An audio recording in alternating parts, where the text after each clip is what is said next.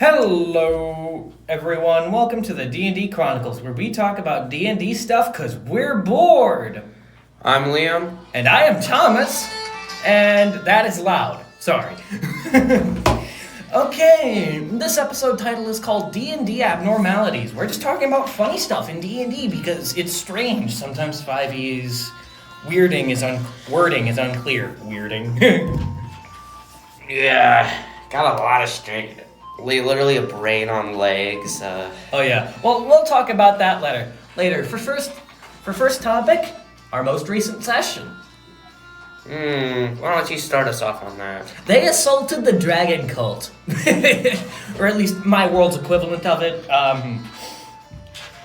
Basically, there's this clergy that is going bad, quote unquote. And the cult of the dragon was supplying them with dragons. So they decided to destroy the cult of the dragon. And they killed their leader and one of the white dragons, which was his pet. But they don't realize that there's more to the story than just that with the cult of the dragon. I think I realize. No, you don't. You don't know the half of it. You don't even know the quarter of it, Liam. Little boy. I just know that that's not the end. Good. All right. Well, time for you to talk about our most recent session. What you liked about it, what you didn't like about it. Killing. Murder. Lots of more killing. Yeah, of your party members, 3 different people died twice. Oh yeah, right. You casted so many revivifies. Revivify, and also reincarnate on my brother that I finally found, because that's part of this story. His NPC brother. I'm his real life brother. He decided to make him very autistic, probably because he's jealous that he's a brother and Dude, he wants to be on. my only brother. Anyway. Okay, time to talk about 5e's weird and unclear wording. I can't exactly pull up direct examples of this right now, but one example I wanted to bring up was sphere versus radius. A lot of people don't really know about that. I actually completely forgot what those are. Can you tell me? Sphere. A 20-foot sphere means it's 20 feet in length, width, in all directions, right? Which means if you focus on a point, it's 10 feet on each side. 10 feet out on each side. That is a 20-foot sphere. 20-foot radius means centered on that point 20 feet out on each of those ways. That's just one example. I'm sure there's plenty more out there, but none that I can directly pull up right now because I forgot to do research. I'm sorry.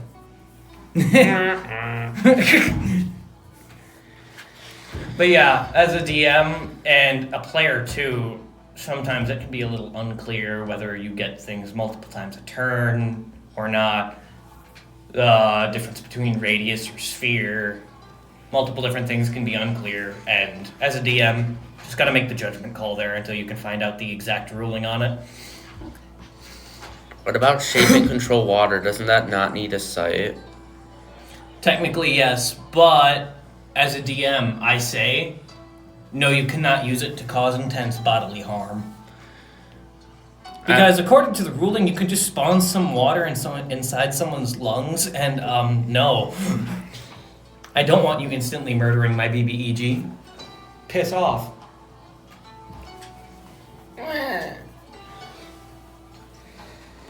So what about the goofy monsters? Well, you wanted to start off what you talked about right away? Yeah. The brain with legs, otherwise known as the intellect devourer. I'm pulling it up right now. Give me just a moment. Such a cool name for such a goofy monster. Yep, intellect devourer. Reminds me of like Pokemon not thinking about I any actually of know things. about these, and no, it's not just because I paid attention to Baldur's Gate 3, everybody. I actually read a bit about them beforehand. But, do you know what a mind flare is, Liam? Yes. Well, intellect devourers are when a mind flare takes your brain and makes it into a creature. Huh. Literally, that's it. If they don't decide to turn you into a mind flayer instead, because they can do that too. And I quote, an intellect devourer resembles a walking brain protected by a crusty covering and bestial clawed legs. This foul aberration feeds on the intellect of sentient creatures, taking over a victim's body on behalf of its mind flayer masters.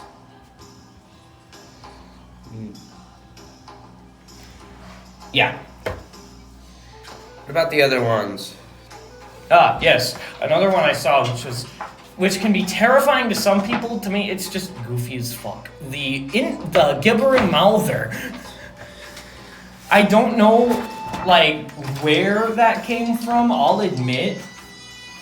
Page 157. Let's see here. They just threw a bunch of mouths in a pile of flesh. Of all the terrors created by foul sorcery, gibbering mouthers are among the most wicked and depraved. This creature is the composite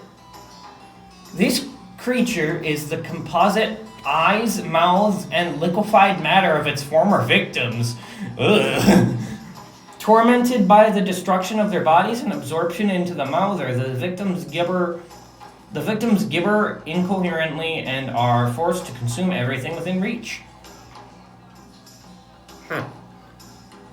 But they made an illustration of it. Some people find it terrifying. Me, it's just like, that's goofy as fuck, bro. Yeah. It's kind of funny. I think there was one more. There was what was it called? Let's see here. Alright, we should talk about mimics. Oh yes, mimics. Mimics, while not inherently funny on their own, they can be funny if the DM makes them. Because they're the tool for, I hate this player, I want him to suffer. You touch a spoon, it's a mimic. You grab the doorknob, the door's a mimic. So is the doorknob. So it's the doorknob. The floor is also a mimic. The entire house I'm gonna steal a skit here. A man walks up to you in a dark alley and points a gun at you and says, "Give me your wallet."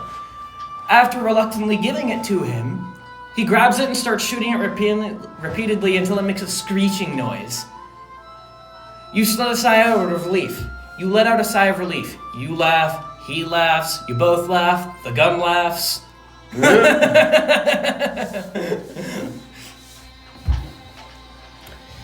Mimics are so strange. And you know what? I got the perfect idea.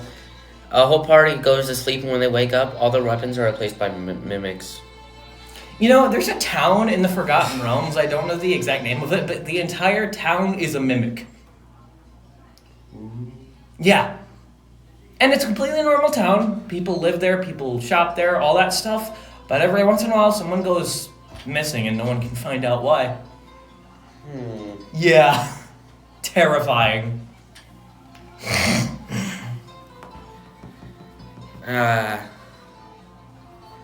Goofy, funny weapon moments. Let's save that treat for last. We already know what we both want to go to, but... Let's see, weapons. The 20 javelins of lightning. Oh, yes. Well, funny thing, me as a DM, I kept rolling the javelin of lightning on the treasure table. So my party at one point just had 6 or 7 javelins of lightning that they just kept throwing at the bad guys. And I said, I need to find a way to get this to stop. So I had a thief go at them and steal some of their javelins of lightning, and that's suddenly not a problem anymore. Now we just have to power build so that we get our javelins of lightning back. No! We're gonna become murder hobos. Screw you. Yeah. Let's find another one that isn't the one we're thinking of.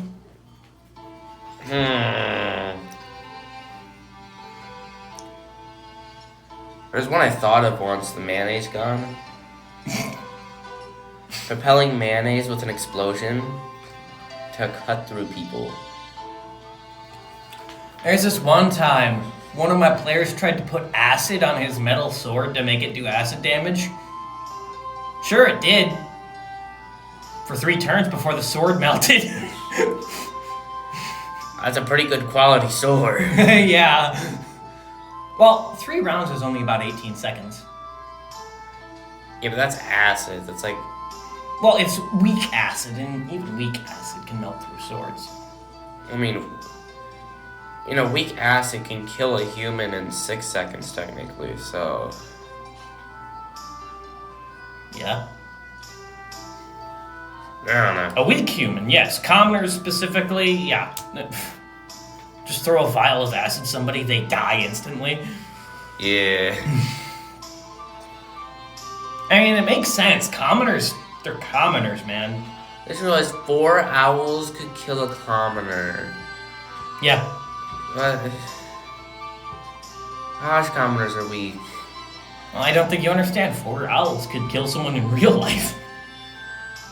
Or at least cause major bodily harm. There's owls, man. But this is equating D&D to real life, and it's kind of bullshit because, it's tabletop learning. And it's... you wouldn't take turns hitting each other in real life. Yeah. Probably not. You and the owl would not take turns just punching each other.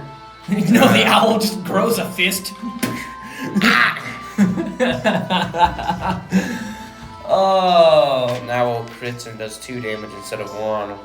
Oh my gosh, really? It's insane. Anyway.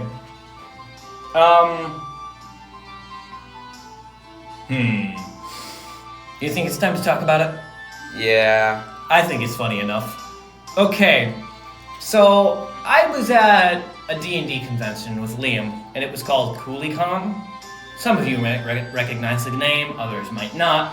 Essentially, a place for nerds to meet up, right? Well, we were at a D&D game,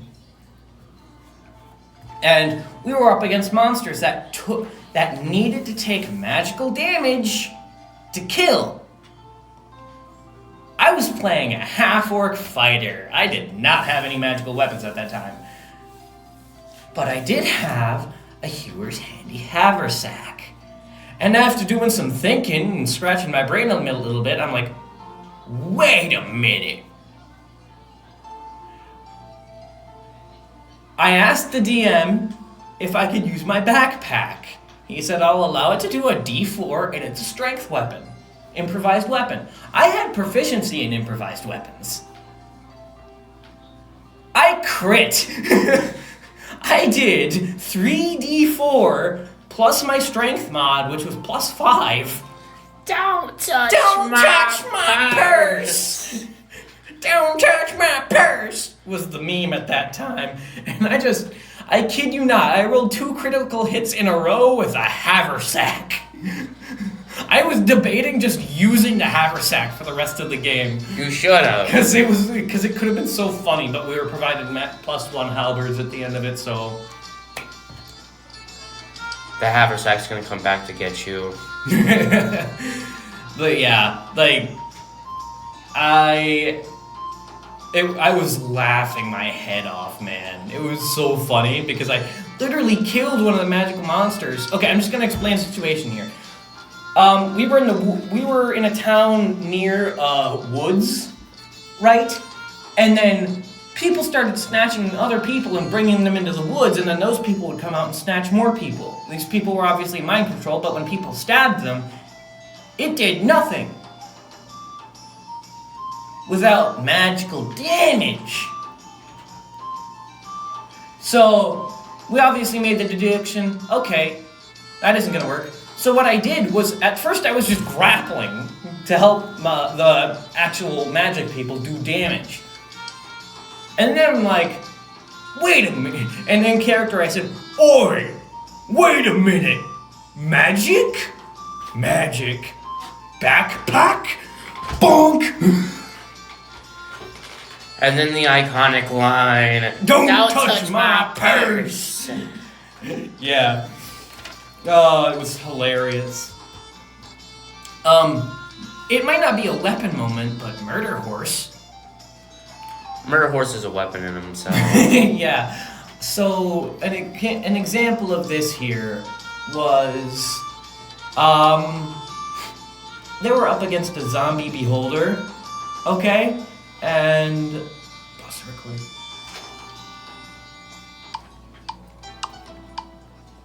Sorry about that, everyone. Technical difficulties. Our recording session got interrupted. Damn it. Murder horse. I know, murder horse, but I'm just upset that our recording session got interrupted. Anyway, as I was saying, murder horse. The party was up against a zombie beholder as sort of a mini boss, right? Well, they wanted murder horse to come in, and because of a successful animal handling check, murder horse caved in the skull of a zombie beholder. I was sitting there in disbelief as he kept rolling critical hits. Yeah, just a few critical hits. Just 8? Yeah. Yeah. Not that many. Not that many. I swear, it was crazy. And there's Rocky, too. Oh yes, Rocky. For the funnies, I allowed my player to have a familiar that was just a floating rock. We do not tell the backstory yet. It was mostly to keep For players in check. Yeah, because one of the special features of this rock was it could bonk someone for 1d4 bludgeoning damage. Well, they use that to keep out-of-line players in line, okay? Well, funny thing. What happened again with that ogre? Didn't you cast like Thunderwave through it and it threw that ogre off the side of a ship? No, the Rocky just straight up threw him off the ship by himself. Yeah. Cause like it was the ogre rolled a natural 1 and I roll severity on the natural 1s. Well, I rolled a natural 20 severity, which means high severity. So, for some unknown reason, definitely not anything powerful or secretive, Rocky telekinetically threw the ogre off the side of the ship. Ogres can't swim very well. Yeah, I learned something about ogres. They, definitely need swimming lessons. Then again, with all that belly fat, are you sure you can swim in the first place? You might be able to float, I don't know. Excuse me, sorry. Built like a boat. Now, what about weird spell strategies? Twin cast Blight. Twin cast Blight. It's not very weird, but It's extremely powerful. Twin casting Blight is overpowered. Or, better yet, twin cast Firebolt, quicken cast summon Elemental, and then just twin cast Firebolts repeatedly with a quicken casted Fireball for insane DPS. Yeah. This is Liam's character, mind you, and he has insane DPS. And he's a healer. Yeah, I can also heal 12 D8. We already talked about that, didn't we? Yeah. Yeah. Yeah. Well, hold on here. Something else I want to talk about. Weird, quote-unquote, weapon moment. Poop stick. oh, the poop stick. One of my more immature players, I'm not going to say his name. He's still on the table. Still just as immature, but he doesn't talk about poop stick anymore. Poop stick, he literally put poop on a stick and whacked people with it. I think I know who is it. I'm not telling you, because recording, dude. Fine. I'll tell you after the recording. But yeah, he pooped on a stick and whacked people with it. Like, why would you do that? Why? It is the best weapon. And then he turned it into a torch, which made more sense because, weirdly enough, feces does burn. The smell was horrid, though. It was so bad it alerted the monsters ahead. But I thought they would run away instead. A funny thing with Thorn Whip and Fire Spirit, have the Fire Spirit fly up in the air and just Thorn Whip things. Yeah. And they'll just get dragged upwards and fall and take bludgeoning damage. Well, funny thing about Thorn Whip, that dragging thing, that's actually a custom home ruling to make it more good. That's not a custom home ruling, that's just how it works. Is it? Yeah. Okay, my bad. Well, as you might know. Alright. Remember to leave a positive review if you like the podcast. If you want to hear about a topic, let us know. Now may your rolls be high, and may you not die. Good luck and goodbye. And remember, don't touch my purse. Don't touch it!